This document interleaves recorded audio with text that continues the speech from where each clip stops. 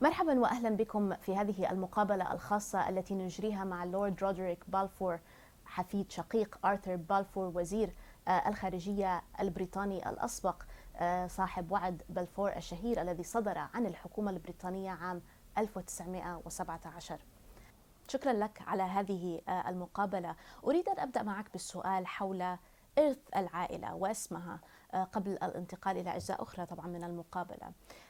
كونك أحد أحفاد آرثر بلفور، كيف أثر حمل اسم العائلة على فهمك لإعلام بلفور، خصوصا عندما أدركت لأول مرة أهمية هذا الإعلام بالنسبة للعالم؟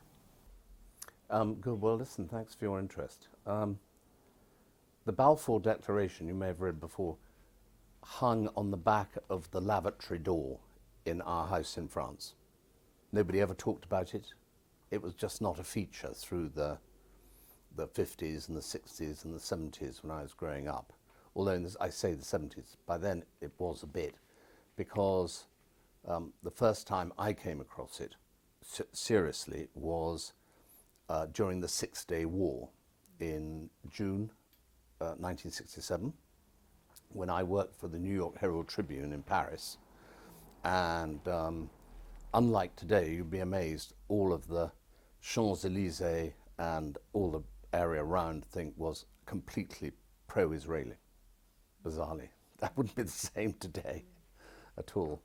And then I really, when it first sort of mattered and people wanted to talk about it, I would say was really around the centenary. So really quite recently.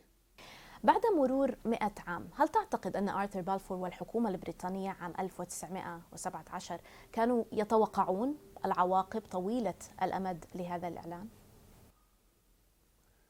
Do you think that President Trump and everybody else can see the long-term consequences of what they're proposing today in 100 years' time? I mean, nobody can. And I think it's very important to stress. I mean, a lot of people who talk about this talk as though it was a problem 100 years ago. It wasn't. I mean, there were only 700,000 people in the whole of Greater Palestine and Cisjordania and I think the south of Syria. 700,000. There are now, 12, 13 million people inhabiting a smaller area. We hadn't had the Holocaust, which made a huge difference. And no, I mean, Arthur Balfour and the rest of the cabinet. And I mean, I think it's important to stress that this document was not typed out by his secretary dictating to him over breakfast. I mean, this was, he was the foreign secretary, and somebody else might have been the foreign secretary. In fact, somebody else did say somebody else should be writing it, I think. But anyway, it ended up with his name on it as the foreign secretary. وأريد أن أعرف كيف كان يتم التحدث عن إعلام بلفور داخل العائلة؟ هل كان مصدر فخر أم هو مصدر جدل أم موضوع لا يتم التطرق إليه نهائياً؟ I think in its original form and for the reasons it was written, I think that there is pride. But I mean, I think we very much see Arthur as having done it as the foreign secretary. Admittedly, he was, particularly through my great aunt, a great friend of Chaim Weizmann and Theodor Herzl and people. And he was, he was a great philosopher and he was a great humanitarian. And so obviously he was very influential within the cabinet and as the foreign secretary, because you had, what goes around comes around. You had the Tsar expelling all the Jews from Russia who ended up here and in America, not being able to speak English, with their strange habits and everything else. And that preyed on people to say, and they wanted to, go to the land of their forefathers, to the land of Moses. And that meant Palestine. So it was very much a humanitarian gesture. But I mean, it's not as definite in here as a lot of people would like to think it is. أنتقل معك للتحدث حول الإعلان نفسه. برأيك لماذا الوعد كان لوطن لشعب واحد ولم يعد بذلك الفلسطينيين الذين كانوا يعيشون هناك بالفعل؟ لو كنت مكان عمك هل كنت لتعيد الصياغة بحيث تكون أكثر توازنا للطرفين؟ Well, because the Palestinians, if you like, for want of a better word, were not under persecution. Nobody was chasing them. Everybody was, I don't wish to demean them, but I mean, I think when I read about the history, it was basically an agrarian economy with sheep and goat herds, no sophistication, very few people, as I say, and therefore I think they thought if a few Jews wanted to go and live there peaceably, all the Abrahamic faiths, Muslim, Christian and Jew, why would there be a problem? So, there was no sort of contentious arguments over the breakfast table about how can you do this? Everybody was coexisting peaceably. But a lot of it obviously has to do with the Holocaust, population explosion, that there isn't room for everybody. هل تعتقد أن إعلان بلفور حقق بالفعل الأهداف التي كان يفترض أن يحققها؟ When you say its goal, I mean, I have it in my hand because I always want to get it absolutely right. I have much further we have a declaration of sympathy, that's all, with Jewish Zionist aspirations, which has been submitted to and approved by the Cabinet. His Majesty's government view with favour the establishment in Palestine of a national home for the Jewish people. So there's no, we will support the creation of a state of Israel, as is, under pressure to create for Palestine at the moment. And this is the strong bit. Everything else is what I think in the lawyers call precatory. It's a wish, okay? But the next sentence is the one that gets me into trouble in Israel. It being clearly understood that nothing shall be done which may prejudice the civil and religious rights of existing non-Jewish communities in Palestine. So I leave anybody listening to think what is going on today is not what he or the government of the day would have wished. ولكن هذا البند تضمن الإعلان بند حول حماية الحقوق المدنية للجماعات غير اليهودية. برأيك هل التزمت بريطانيا بما يكفي بهذا البند؟ That's a very good question. I mean, when you say done enough, I mean, I felt for many years the United Nations, who got involved in the Congo, in Sudan, in all these other places, never really got sufficiently involved in the Holy Land. And I call it the Holy Land for all three religions. And I've never quite understood why not. And particularly as, one has to say it, but Israel has never attacked anybody else. I mean, they've gone off and done these missions in recent times, but they've never wanted to wipe out the Palestinians. I mean, the occupation of the West Bank and these settlements under the very right-wing Israeli factions, is not something. I mean, that goes completely contrary to this, as well as to United Nations resolutions and things like that. So, what could we do, just Britain? I mean, it wasn't a, we came out of it after the mandate finished in 1947-48 and the State of Israel was announced, recognized by the US, recognized by the United Nations. They were a sovereign nation by whatever other means you want to call them. So, it wasn't up to us to say, you are contravening the declaration. I would have liked it if they had, and the United Nations had said, we're going to come in here and sort things out, because it's contrary to the declaration. أنتقل الآن للتحدث معك حول الحلول والاعتراف البريطاني بدولة فلسطين. هذا كان إعلان مهم. ما رأيك في اعتراف المملكة المتحدة بدولة فلسطين اليوم؟ هل كانت هذه الخطوة متأخرة جدا؟ No, I don't at all. I think that again, with the United Nations help and everybody else, there should have been a far greater effort to deal with the two population problem much earlier, whereby there would have been far more democratic regimes in both Gaza and the West Bank, and instead they've just been able to to run riot and do whatever. I mean, the West Bank hasn't had elections for 20 years.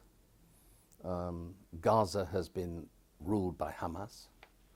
I mean, are these, in their present condition, are these really suitable entities for us to recognize as a state? I'm not sure.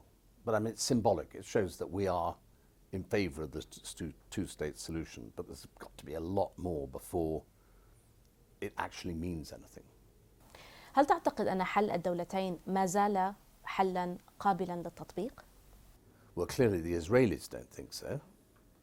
And I don't think Hamas thinks so, because Hamas want to get rid of Israel, and Israel doesn't trust any of the Arab countries while they're run as, the Palestinian enclaves, until they have a reassurance that they're not going to be populated by people who swear death to Israel from the river to the sea.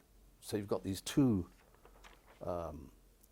blocks who are implacably opposed to each other. And I suppose that's what, love him or hate him, but, President Trump is actually somebody who at last is not just muttering warm words, but actually getting on and doing something. And I think has realized, and obviously done a lot of talking around the Middle East and with other Islamic countries, who, you will know yourself because you're from there.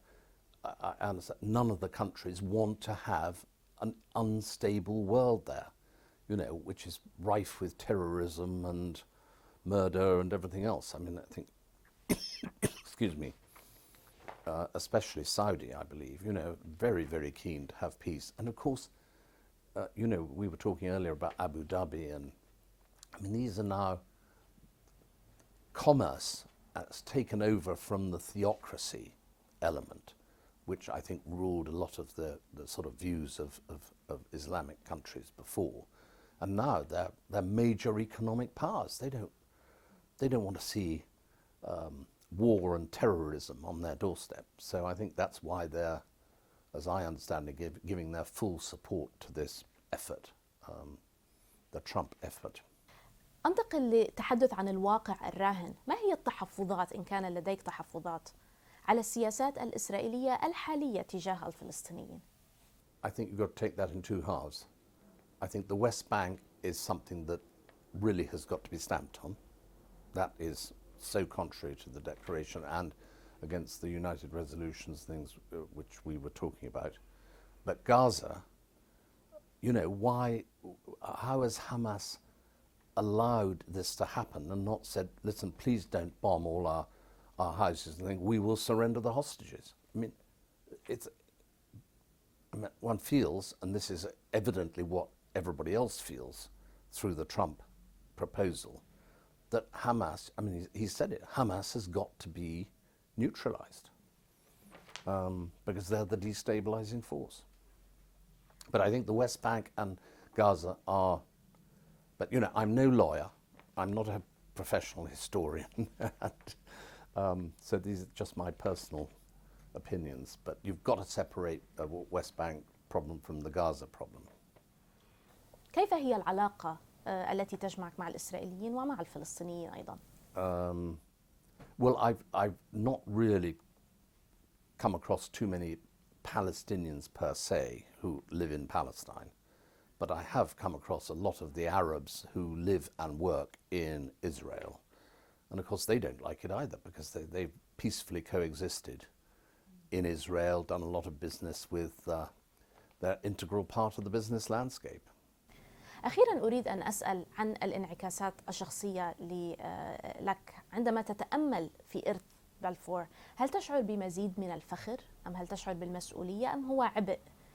That's interesting. I mean, I suppose that really why I accept sort of the invitation to do these interviews is it gives me an opportunity to defend the declaration and point out what it actually says.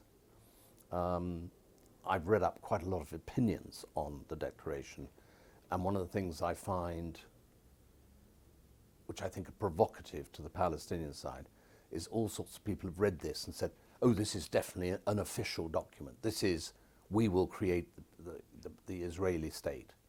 And it doesn't say that, but it's been seized on by sort of the more, I suppose you'd call them extreme or right-wing in this day and age, elements who want to say that this has a force of law. As I say, I'm no lawyer, but when I read it as it says, and I'm not trying to interpret it like a scholar. Well, it's official in the sense that it came out of the British government and was expressed a wish with a particular reservation. Yep, official. فقط أريد أن أسأل السؤال الأخير، ما هي الرسالة التي تود توجيهها إلى ملايين الفلسطينيين الذين طردوا من منازلهم وما زالوا لاجئين في كثير من الدول، وهم يعرفون مدى مركزية اسم هذه العائلة في هذه طبعا الأزمة التاريخية؟ I've never understood why the Palestinians and the Jews did not all just get on and build the fabulous economy together.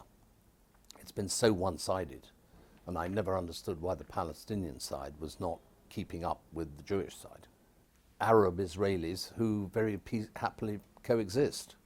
I mean, why after the Intifada in 2014, was it, did Hamas decide to destroy all the greenhouses, that had been left by the Israelis to help grow food for the Palestinians? As I understand it, Hamas didn't want their population to be happy. They wanted them to be constantly fed an anti-Israel mantra. Not good for peace. شكرا لك على هذه المقابلة. شكرا لحسن متابعتكم لهذه المقابلة الخاصة التي أجريناها مع اللورد رودريك بلفور، حفيد شقيق آرثر بلفور وزير الخارجية الأسبق، صاحب وعد بلفور الشهير الذي صدر عن الحكومة البريطانية عام 1917. شكرا لحسن المتابعة.